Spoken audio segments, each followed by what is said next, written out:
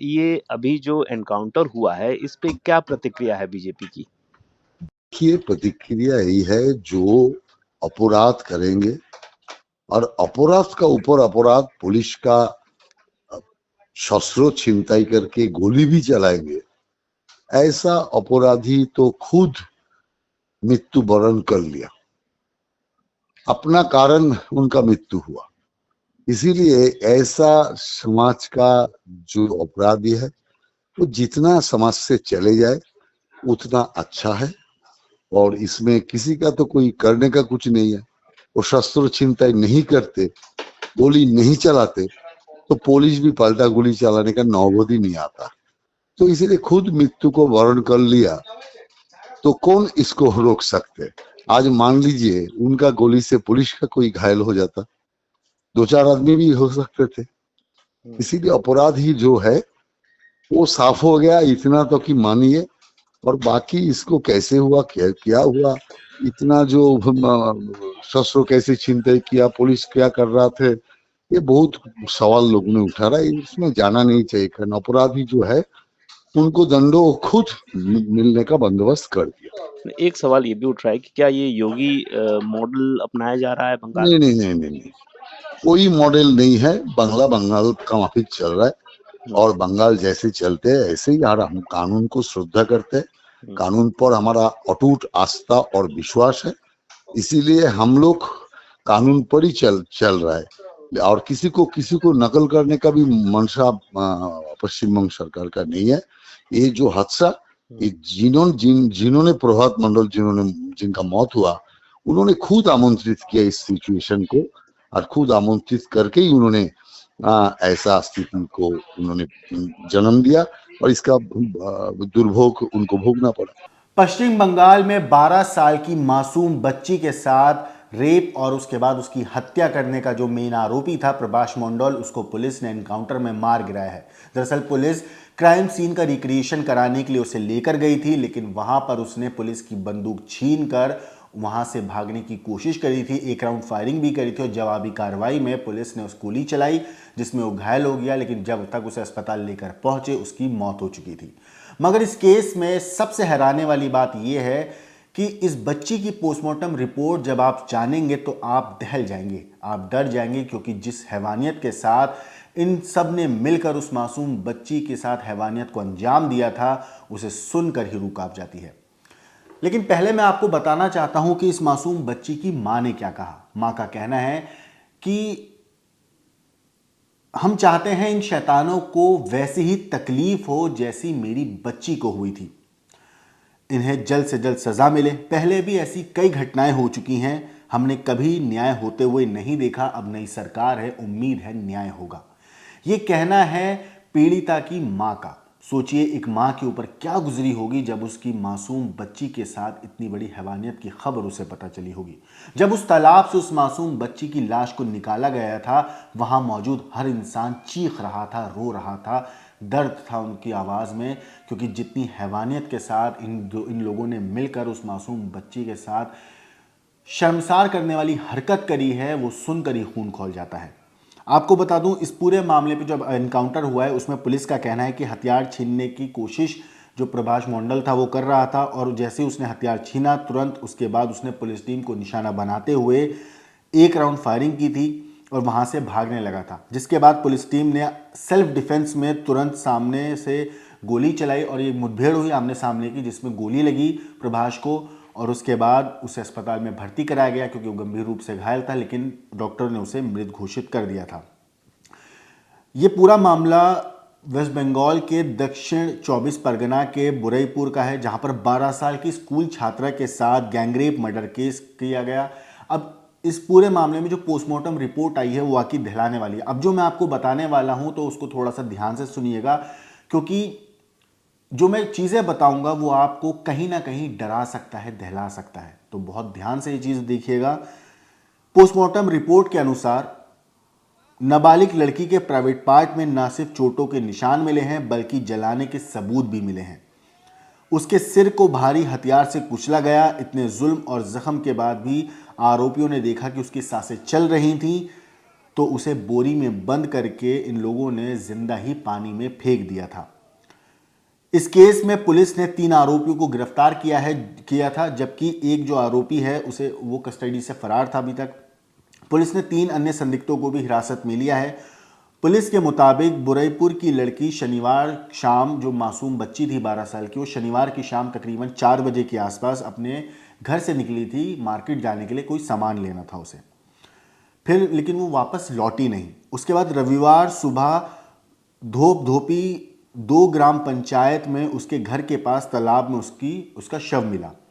Rape murder की इस घटना से लोग उग्र हो गए। उन्होंने सियालदा नामखाना रेलवे लाइन के पास विरोध प्रदर्शन भी किया था।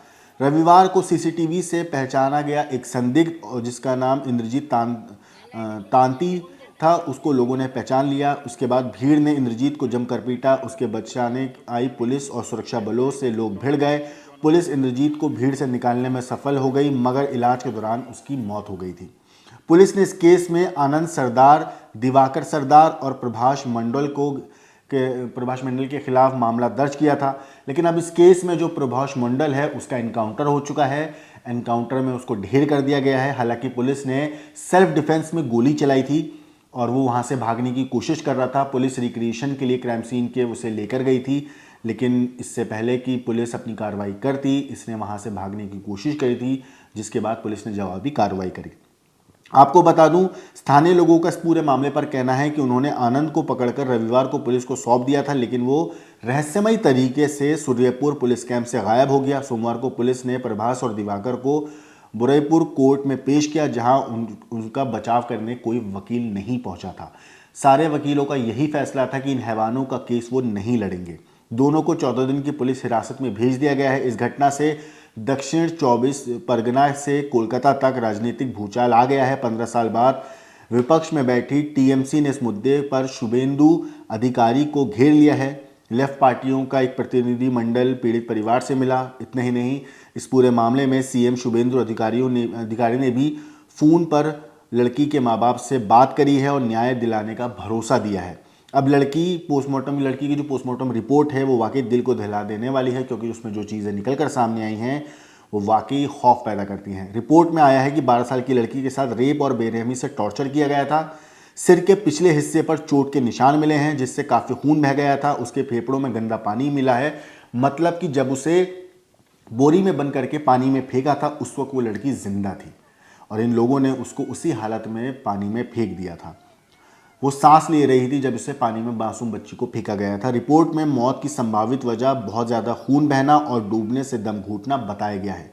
पोस्टमार्टम रिपोर्ट के बाद पुलिस ने 3 आरोपियों पर गैंगरेप, हत्या, सबूत मिटाने, आपराधिक साजिश और पॉक्सो एक्ट के तहत केस दर्ज किया था। पुलिस के मुताबिक पूछताछ में आरोपी प्रभास ने बताया है कि आनंद ने ही लड़की को अगवा करने और उसके पिता से 50,000 रुपये की फिरौती मांगने की साजिश रची थी।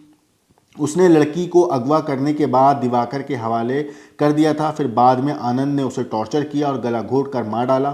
पुलिस जांच के दौरान शनिवार शाम 4:10 पर सीसीटीवी फुटेज में प्रभास को लड़की के साथ चलते हुए देखा गया था, जिसके बाद पूरी मामले की कड़ियां खुलती चली गई। लेकिन अगर मैं आपको एनकाउंटर की बात बताऊं, ये पूरे मामले में जो सबसे ज़्यादा एनकाउंटर के ऊपर जो अब बात निकलकर सामने आई है, जो अभी आज सुबह ही ये पूरा मामला पता चला है, उसमें बंगाल के बुरईपुर रेप मामले में जो मेन आरोपी था प्रभाष मंडल, उसको बुधवार तड़के पुलिस एनकाउंटर में मार गिराया है। कहा जा रहा है कि पुलिस टीम मंगलवार बुधवार की दरमियानी रात को आरोपी को घटनास्थल पर क्राइम सीन रिक्रिएशन के लिए लेकर गई थी।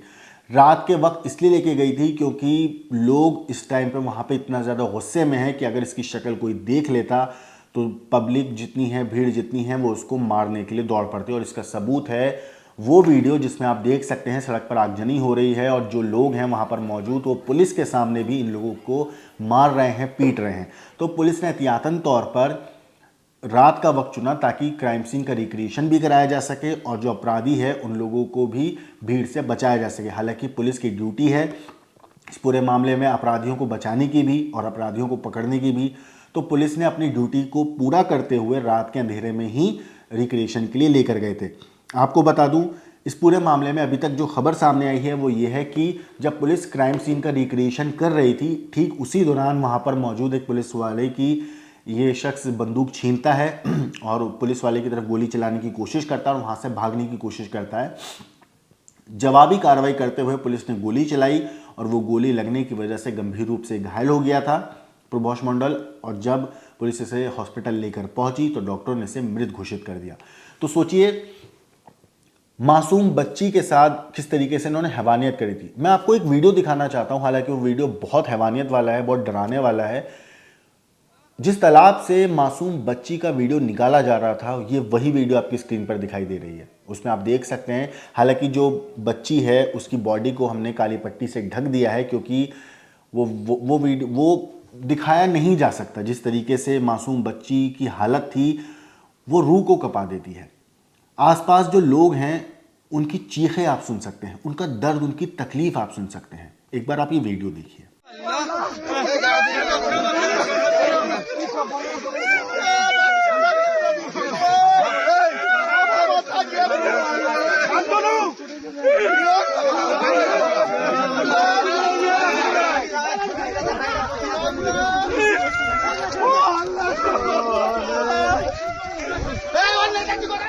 ये पूरा वीडियो मैं आपको नहीं दिखा पाया क्योंकि जिस तरीके की ये वीडियो है, यकीन मानिए दिल दहल जाता है। एक 12 साल की बच्ची, स्कूल जाती हुई बच्ची, सोचो उसके माँ बाप पे क्या गुजर रही होगी, उसके परिवार पे क्या गुजर रही होगी, उसके अपने रिश्तेदारों पे, दोस्तों पे, स्कूल के दोस्तों पे, स्कूल के टीचर्स पे क्या गुजर रही होगी उन लोगों पे, जब उन्होंने देखा होगा, जब उन्हें खबर पता चली होगी कि जिस लड़की को कुछ घंटे पहले तक जिंदा उन्होंने अपनी आंखों के सामने हंसता मुस्कुराता देखा था, वो लड़की अब मर चुकी है। उसके साथ जिस तरीके से हैवानियत को इन लोगों ने अंजाम दिया है, इन लोगों ने मिलकर, देखिए पुलिस ने जो कार्रवाई करी वो सेल्फ डिफेंस में करी, लेकिन यकीन मानिए इस एनकाउंटर का बुरा नहीं लग रहा है। हालांकि सज़ा देने का बिल्कुल हक अदालत को है, अदालत के पास ही, अदालत ही हमारे देश में, क्योंकि डेमोक्रेसी है तो हमारे देश में अदालत ही फैसला सुनाती है और ये बहुत अच्छी चीज़ है। लेकिन जिस तरीके की ये वारदात हुई है, ये एक ऐसा केस है जो झंझोर कर रख देता है। 12 साल की मासूम बच्ची, सोचिए उसके सामने पूरा जीवन था, पूरी ज़िंदगी पड़ी थी। वो अपने माँ बाप के लिए पढ़ना चाहती थी, लिखना चाहती थी, ज़िंदगी में कुछ बनना चाहती थी। उसके माँ बाप के कितने सपने होंगे अपनी बेटी को लेकर, लेकिन इससे पहले कि वो सपने पूरे होते, इन हैवानों ने उसके साथ सारी हदें पार कर दी, इंसानियत को शर्मसार करने वाली। फिलहाल इस स्टोरी में अपडेट यही है कि पुलिस ने प्रभोष मंडल का एनकाउंटर कर दिया है, और एनकाउंटर के दौरान इस एनकाउंटर भी इस वजह से हुआ क्योंकि उसने पुलिस पर बंदूक से हमला करने की कोशिश करी थी, जिसमें पुलिस ने सेल्फ डिफेंस में गोली चलाई और वो गोली लगने की वजह से गंभीर रूप से वो घायल हो गया, लेकिन जब तक वो अस्पताल पहुंचा उसकी मौत हो चुकी थी। इस केस में जो भी अपडेट आएगा हम आपको ज़रूर बताएंगे, लेकिन आपकी क्या कुछ राय है कमेंट करके ज़रूर बताइएगा। लेकिन देश और दुनिया की बाकी क्राइम की खबरों के लिए देखते रहिए क्राइम तक।